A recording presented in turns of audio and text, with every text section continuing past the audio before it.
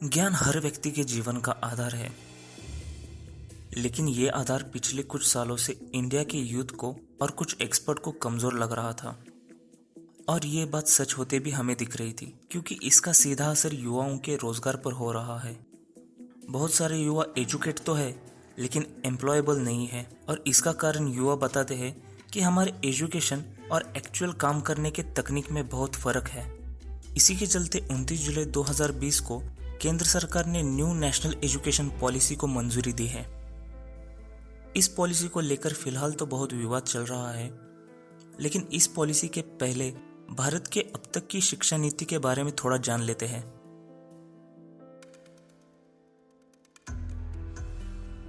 वैसे तो भारत शुरुआत से ही शिक्षा के बारे में अच्छा रहा है।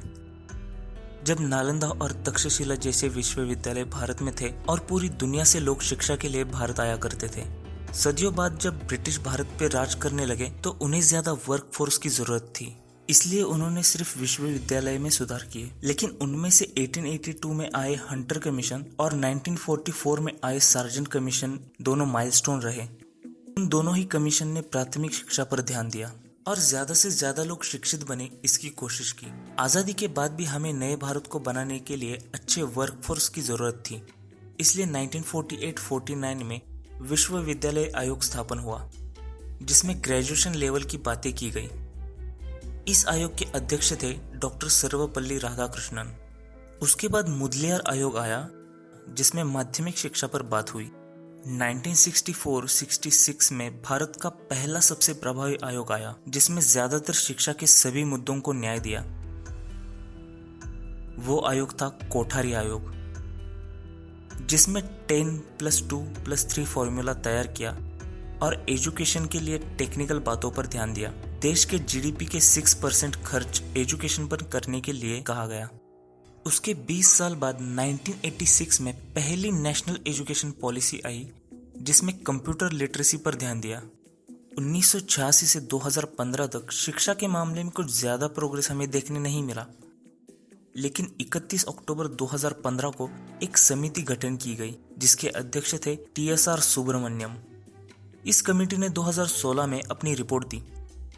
इस रिपोर्ट पर ध्यान देते हुए 2017 में इसरो के प्रमुख साइंटिस्ट के कस्तूरी रंजन के अध्यक्षता में 9 सदस्यों वाली कमेटी को न्यू एजुकेशन पॉलिसी का ड्राफ्ट तैयार करने की जिम्मेदारी दी गई। इस कमेटी ने एक ड्राफ्ट तैयार करके 31 मई 2019 को वो HRD मिनिस्टर को सौंपा। HRD मिनिस्टर रमेश पोखरियाल ने इस ड्राफ्ट पर जनता के सुझाव मांगे। इस पर 2 लाख से ज्यादा सुझाव मिले और बाद में सुझाव को ध्यान में रखते हुए 29 जुलाई 2020 को इस पॉलिसी को सरकार ने मंजूरी दी। बदलते जमाने के साथ शिक्षा का स्तर और उसकी गुणवत्ता बढ़ाने के लिए और देश में इनोवेशन को बढ़ावा देने के लिए ये पॉलिसी लाई गई है, ऐसा सरकार का मानना है।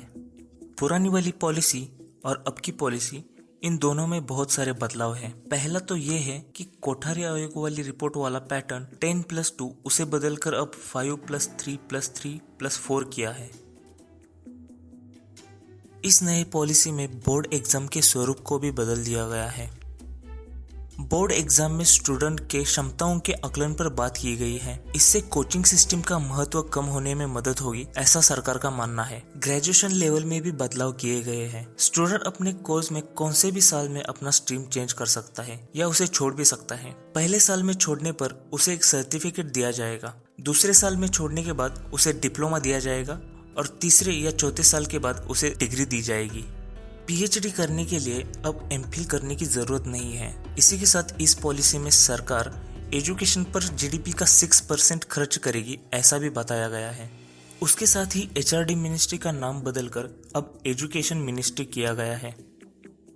नरसिम्हा राव सरकार में एजुकेशन मिनिस्ट्री को HRD मिनिस्ट्री किया गया था, लेकिन RSS का इसे विरोध था। मानव को संसाधन बनाने का चलन हिंदू संस्कृति में नहीं है, ऐसा RSS का मानना था। इसी के चलते अब HRD मिनिस्ट्री एजुकेशन मिनिस्ट्री हो गई है। इस पॉलिसी को 2022-23 से काम में ला सकते हैं, ऐसा सरकार का मानना है। न्यू नेशनल एजुकेशन पॉलिसी का असर कैसा होगा, ये तो अब आने वाला वक्त ही बताएगा।